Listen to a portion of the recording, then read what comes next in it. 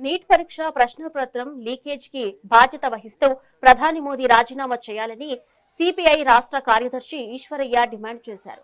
విద్యాశాఖ మంత్రి ధర్మేంద్ర ప్రధాన్ ను బర్తరఫ్ చేయాలన్నారు. తిరుపతిలో సిపిఐ ఆధ్వర్యంలో భారీ ర్యాలీ నిర్వహించారు. నీట్ అక్రమాలకు వ్యతిరేకంగా సోనం 19 రోజులుగా దీక్ష చేస్తున్న కేంద్రం పట్టించుకోకపోవడం దుర్మార్గమన్నారు.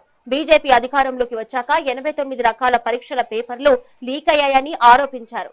లీకేజీల వల్ల 23 లక్షల మంది విద్యార్థుల భవిష్యత్తు అంధకారమైందన్నారు.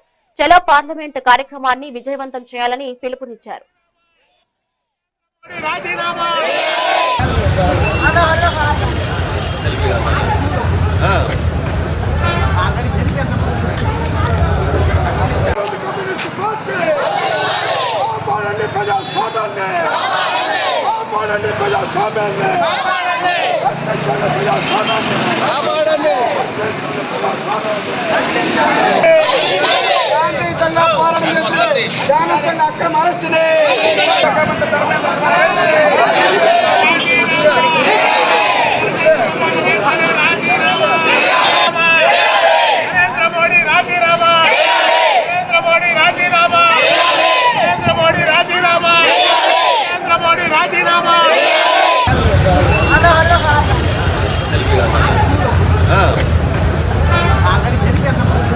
ఢిల్లీలో జంతర్ మంతర్ దగ్గర 19 రోజులుగా దేశంలో ఉన్నటువంటి విద్యారంగాన్ని ప్రక్షాళన చేయాలని, నీటి పరీక్ష అక్రమాలను వెలికి తీయాలని చెప్పి దానికి నైతిక బాధ్యత వహిస్తూ కేంద్ర విద్యాశాఖ మంత్రి ధర్మేంద్ర ప్రధాన్ రాజీనామా చేయించాలని డిమాండ్ చేస్తూ సోనం వాంగ్చుక్ 19 రోజులుగా ఢిల్లీ జంతర్ మంతర్ దగ్గర ఆమరణ నిరాదీక్ష కూర్చున్నటువంటి విషయం దేశమందరికీ తెలిసినటువంటి విషయమే.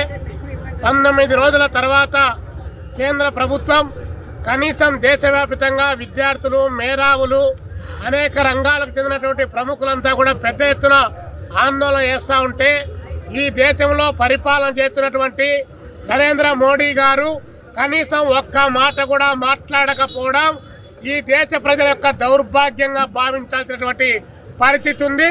మరి నరేంద్ర మోడీ గారు మణిపూర్లో అంత పెద్ద ఎత్తున మహిళలపైన ఘటన జరిగితే మౌనం దాల్చారు. రామాలయంలో 200 కోట్ల డబ్బులు దొంగతనం చేస్తే మౌనం వహించారు. అదేవిధంగా 19 రోజులుగా సోనం వాంగ్చుక్ ఆందోళన చేస్తూ ఉంటే మౌనం వహించారు. మరి ఈ దేశ ప్రధానమంత్రి దేనికోసం నోరు తెరుస్తారని చెప్పి ఈ సందర్భంగా మేము అడుగుతా ఉన్నాం.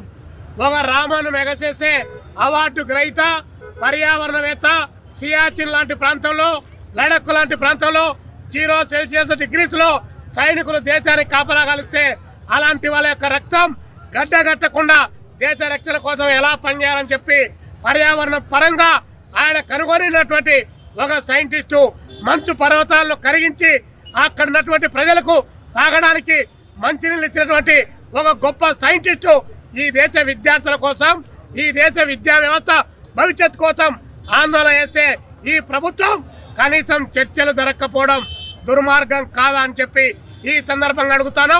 నిన్నటి వరకు విద్యాశాఖ మంత్రి ధర్మేంద్ర ప్రధాన్ రాజీనామా కోరాం. ఢిల్లీలో